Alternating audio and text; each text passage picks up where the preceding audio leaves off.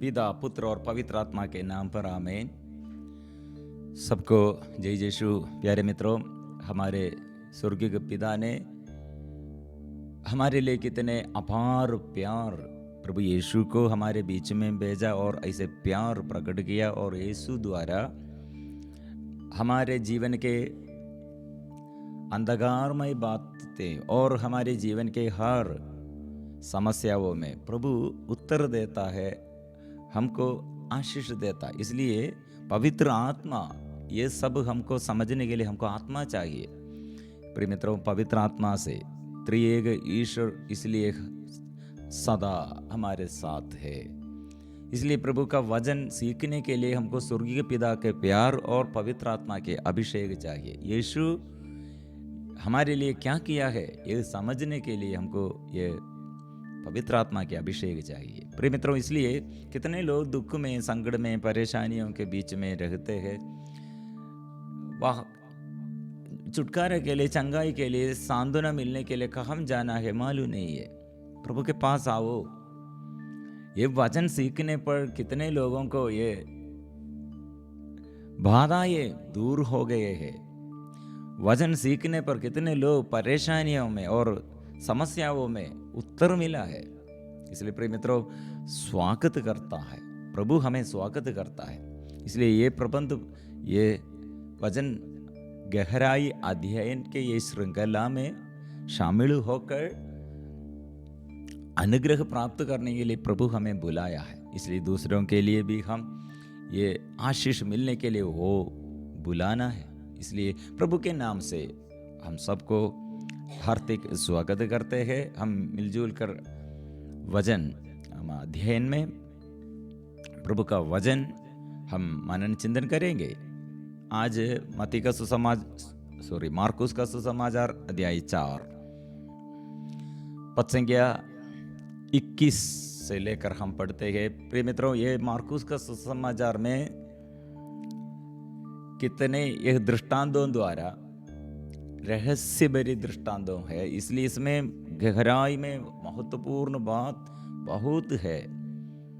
इसलिए एक बार दो बार ऐसे पढ़ने पर हमको पूर्ण रूप से इसका अर्थ समझ में नहीं पाएगा, और इसके गहराई में और ये इसका अर्थ एक खजाना है, ये बड़ा मिस्ट्री है, रहस्य है। मतलब आज दीपक का दृष्टांत, नाप का दृष्टांत, बढ़ने वाले बीज का दृष्टांत, राई का दाना, दृष्टांतों का प्रयोग। ये दीपक का दृष्टांत, नाप का दृष्टांत। प्रिय मित्रों, ये एक एक दृष्टांतों के बीच में प्रभु ये शिक्षा देने के समय ये दृष्टांत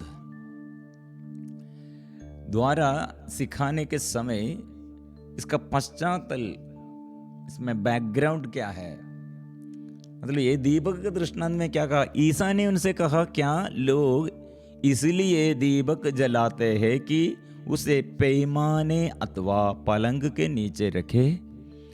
क्या वे उसे दीवट पर नहीं रखते? ऐसा कुछ भी छिपा हुआ नहीं है जो प्रकट नहीं किया जाएगा, और कुछ भी गुप्त नहीं है जो प्रकाश में नहीं लाया जाएगा। जिसके सुनने के कान हो वह सुन ले। प्रिय मित्रों, पिछले भाग में प्रभु ने ऐसे रहस्यमय बातें, मतलब शिष्यों को दृष्टांतों को समझाते हैं और इसका रहस्य सिखाते हैं। बाहर के लोगों को ये नहीं है। इसलिए प्रभु ने के ये दृष्टांत, ये इतने रहस्यमय बातें, राज्य का भेद सबको नहीं समझ आया है, सबको पहचान नहीं सका गए। हम इसके विषय में पिछले भाग में क्या बताया है, सब लोगों को, केवल शिष्य लोगों के लिए ईश्वर का रहस्य, वचन का और दृष्टांतों का रहस्य समझने की कृपा दी है। बाकी लोगों को क्यों नहीं दिया है? और एक खतरनाक बात हम सुना है, वे लोगों को, ऐसे लोगों को, वे अंधे लोग हैं, ऐसे अंधे बन गए, वो देखते हैं लेकिन अंधे हैं, सुनते हैं लेकिन ऐसे। प्रिय मित्रों, वो बंधन में वो लोग ये क्षमा उन लोगों को नहीं मिल पाएगा, ये वे लोग समझ नहीं पाएगा, ऐसे कठिन हो गया है। हम ऐसे सोचा है, प्रभु क्यों ऐसे बात करते हैं? प्रभु सबको ये मुक्ति देने के लिए आया है, फिर भी प्रभु ऐसे क्यों ऐसे करते हैं? अंधा बन गया है, अंधा बना लिया है, कारण क्या है? मतलब अभी इसका बाद प्रभु ने कुछ बात अभी सिखाते हैं, ऐसा कुछ भी छिपा हुआ नहीं है जो प्रकट नहीं किया जाएगा, और कुछ भी गुप्त नहीं है जो प्रकाश में नहीं लाया जाएगा। मतलब ये रहस्य क्या है? दीपक क्या है? ज्योति क्या है? हम बीज बोने वाला कौन है? ये सब यीशु है, यीशु है। यीशु बीज बोया है, वचन की घोषणा उसने किया है। सब लोग नहीं सुना है, कुछ लोग ये शिक्षी बन गए हैं, कुछ लोग ऐसे अच्छी भूमि में, और वो हम ये कितने और ये फल लाया है, कितने फल लाया है अच्छी भूमि में। ऐसे अलग अलग लोगों के ये रिवाज और लोगों का स्वभाव आदत अलग अलग है, लेकिन यहाँ प्रभु ने एक शुभ संदेश देता है। यह दीपक कौन है? वह यीशु है। वो सबको, वो गुप्त, वो ऐसा कुछ भी छिपा हुआ नहीं है जो प्रकट नहीं किया जाएगा, कुछ भी गुप्त नहीं है जो प्रकाश नहीं लाया जाएगा। जिसके सुनने का कान हो वह सुन ले। मतलब ये यीशु सबको, फिर जीवने के बाद ये घटना, ये आत्मा वो सब लोगों के लिए प्रदान करेगा। इसलिए प्रेरित चरित अध्याय 2 पद संख्या 16 में ये पवित्र आत्मा के आगमन के तुरंत बाद ये शिष्यगण ये बात सभी ये सब बातें, और 17 में प्रेरित चरित अध्याय 2 पद संख्या 17 में प्रभु ये कहता है, अंतिम दिनों सब शरीरधारियों पर अपना आत्मा उतारूंगा, तुम्हारे पुत्र और पुत्रियां भविष्यवाणी करेंगे, तुम्हारे नवयुवकों को दिव्य दर्शन होंगे, और तुम्हारे बड़े बूढ़े स्वप्न देखेंगे। मैं उन दिनों अपने दास दासियों पर अपना आत्मा उतारूंगा और वे भविष्यवाणी करेंगे। प्रिय मित्रों, यह भी रहस्य गुप्त रूप में क्या था, अभी प्रकट हुआ है। आत्मा सबको प्रदान किया है, लेकिन यह यीशु शिष्य बनने के लिए ऐसे 12 को बुलाया।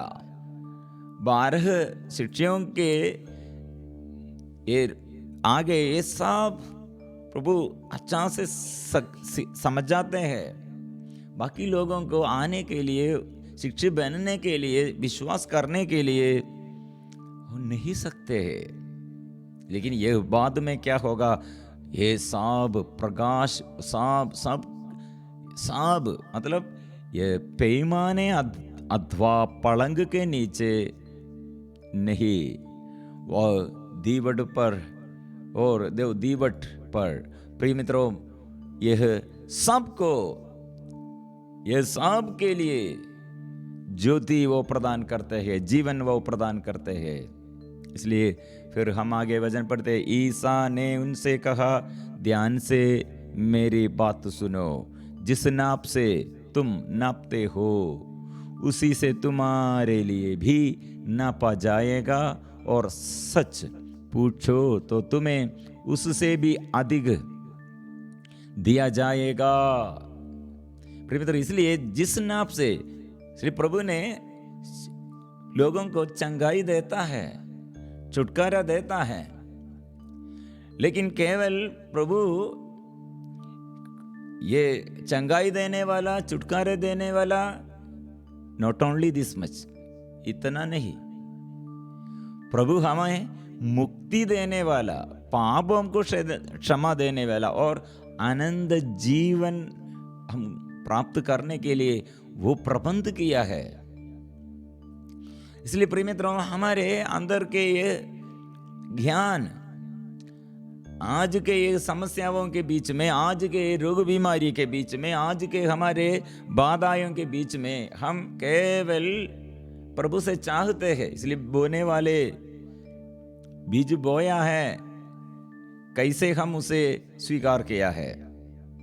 केवल हमारे ये बाहर के बातों में, बाहर के ये कुछ अनुग्रह हमको मिलने के लिए, लेने के लिए, लेकिन प्रिय मित्रों, ऐसे अनुभव में प्रभु हमारे अंदर नहीं है। दुकान में हम जाकर कुछ ऐसे पैसा देता है, और पैसा में हमको कुछ वे लोग कुछ चीज देता है। ऐसे हम प्रभु के आगे हो प्रार्थना किया और कुछ दान दिया, चढ़ावा दिया, दशमांश दिया, ऐसे प्रभु इस प्रसन्न हो हमको कुछ अनुग्रह दिया। प्रभु ऐसा नहीं है। हम प्रभु को प्यार करने के लिए प्रभु हमें बुलाया, प्रभु हमें प्यार करते हैं पवित्र जीवन बिताने के लिए, और पवित्रता में यीशु के साथ, यीशु जैसे हम भी बनना है। इसलिए जिस नाप से तुम नापते हो उसी से तुम्हारे लिए भी नापा जाएगा। नापने के लिए अभी प्रभु के पीछे पीछे कितने लोग हैं, एक कटुआपन में कितने चमत्कार आंगों, प्रभु ऐसे लोगों के आगे, उन लोग आंगों के सामने देखा है, लेकिन क्या नाप से, क्या कैसे वो नापते हैं। वो कटुआपन में कुछ लोग हैं पीछे हैं, और कुछ लोग आग्रह के साथ है, कुछ लोग शिक्षे जैसे है, अपने को परिपूर्ण ये समर्पण किया, नाव जाल और अपने जीवन के जीने के लिए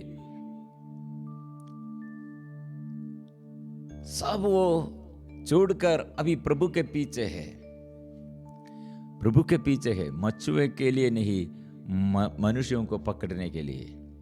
ऐसे अलग अलग लोग हैं प्रिय मित्रों। इसलिए शिक्षक बनना प्रभु का बुलाहट है, और शिक्षक को प्रभु रहस्य, प्रभु का रहस्य और सुनाते हैं, समझाते हैं। इसलिए जिस 25 में, पद संख्या 25, क्योंकि जिसके पास कुछ है उसी को और दिया जाएगा, और जिसके पास कुछ नहीं है उससे वह भी ले लिया जाएगा जो उसके पास है।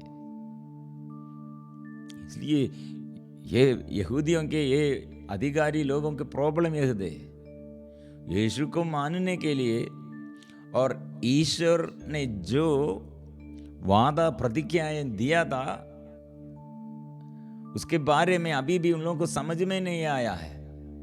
अभी यीशु ये पापों की क्षमा दिया है, रोगियों को चंगा किया है, मानव पुत्र आया है, लेकिन विश्वास नहीं कर सकते हैं। इसलिए उसका मन पूर्ण रूप से अंधकारमय बन जाएगा। फिर यीशु को विश्वास नहीं करते तो ये यहूदियों के ये वादा, प्रोमिस ईश्वर द्वारा क्या किया है वो कैसे उन लोग पाएगा। यीशु आया है, उत्पत्ति ग्रंथ से लेकर नबियों द्वारा और बीच बीच में प्रभु ने कितने चिन्ह और चमत्कार आंखों के सामने लोगों के आगे प्रकट किया। वही यीशु अभी प्रभु यीशु अभी आगे है, रूप धारण करके, मनुष्य रूप धारण करके हमारे बीच में वो रहते हैं, लेकिन विश्वास नहीं करते हैं। फिर कैसे अनुग्रह पाएगा। इसलिए जो वो प्रभु को धन्यवाद नहीं देता है, विश्वास नहीं करते हैं, अंदर ये यीशु ईश्वर के ये वरदान है हमारे लिए, प्रभु वो ये वादा प्रोमिस किया था, यीशु को स्वीकार करने के लिए, धन्यवाद देने के लिए, विश्वास करने के लिए, अंगीकार करने के नहीं सकते। फिर ईश्वर से कैसे वे लोग आशीष पाएगा। वे लोग ईश्वर के पास आते हैं लेकिन विश्वास नहीं करते हैं। बढ़ने वाले बीज का दृष्टांत 36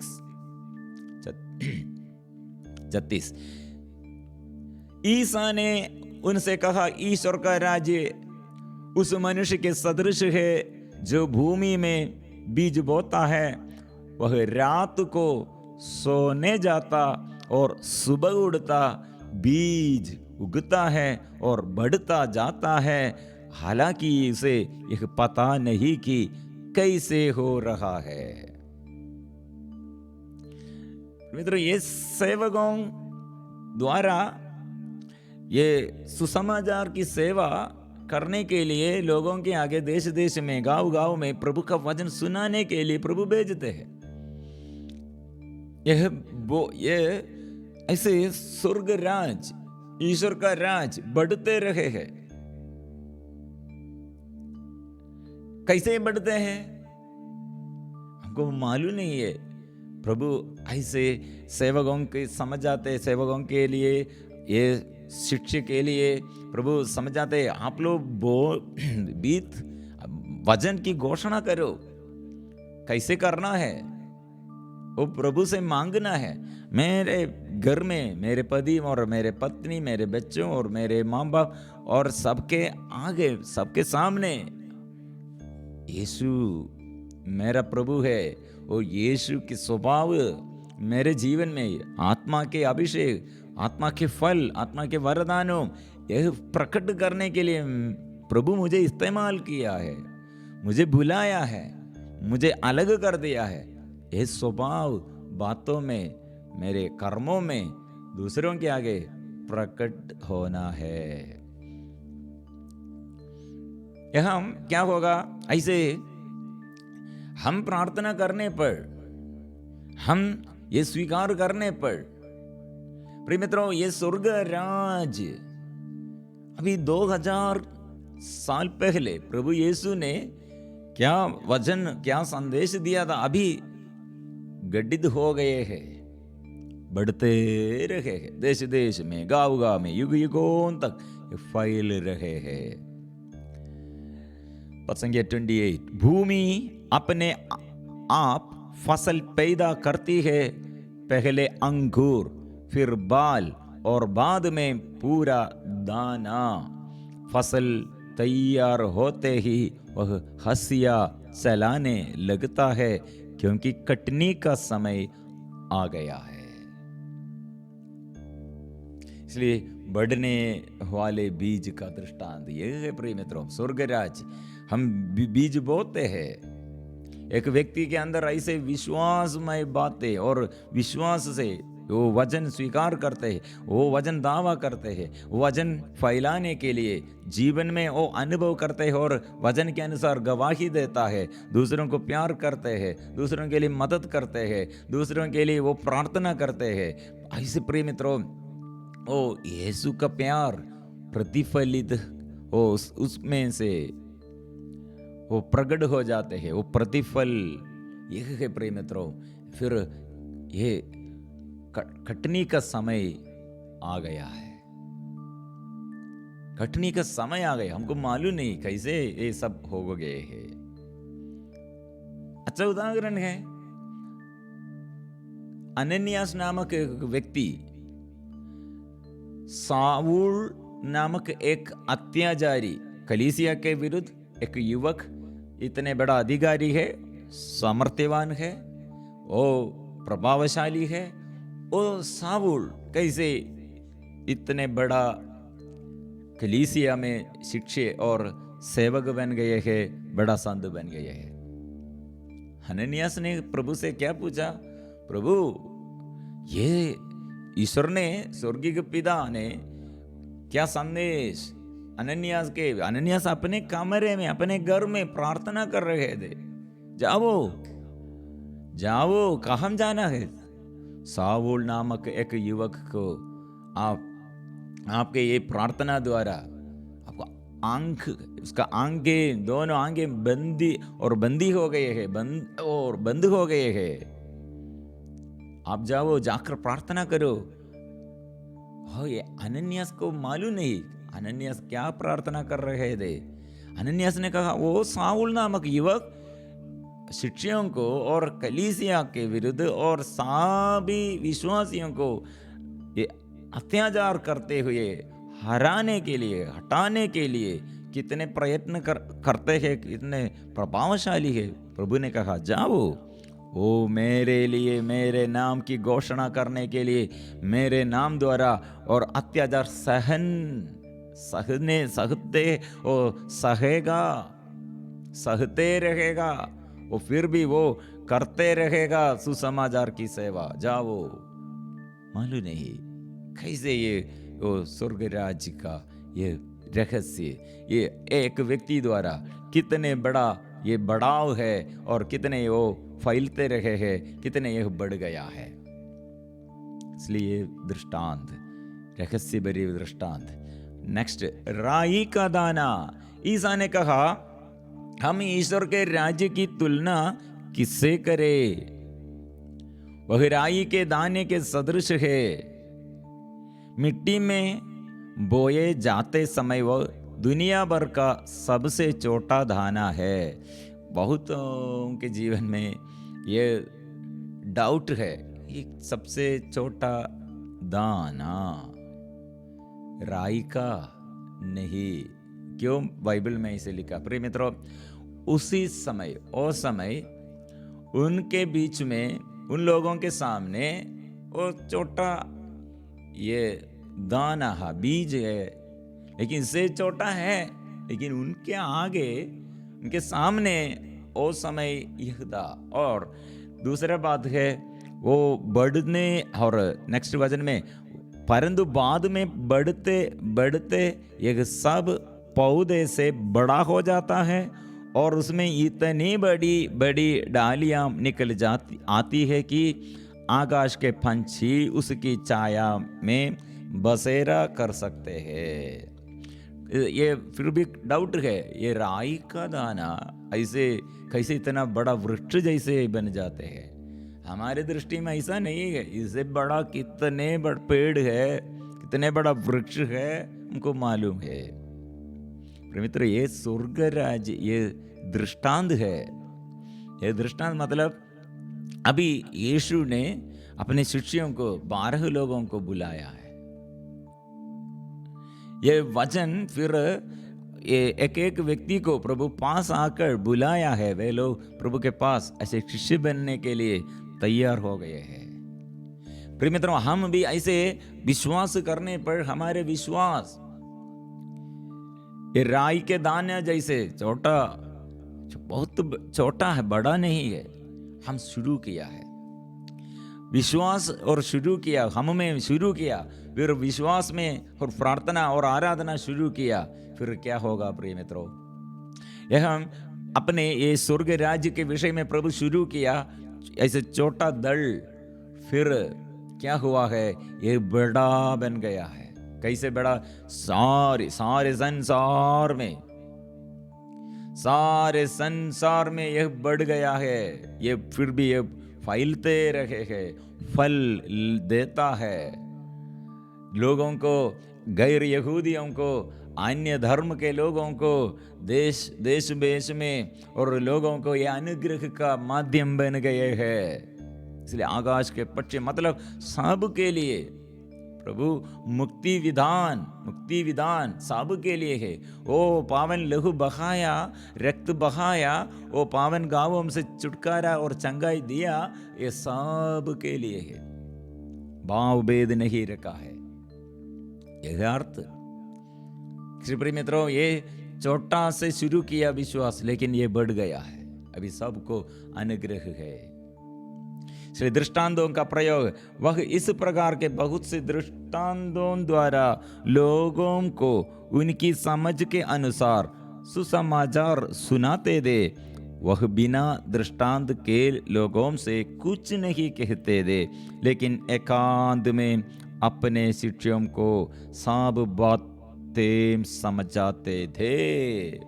बार बार इसमें एक बात हमें समझ आते है, शिक्षक बन जाओ, अपने को परिपूर्ण समर्पण करो। क्योंकि बहुत तेरी लोग ये वचन का अर्थ हमको समझ में नहीं आते हैं।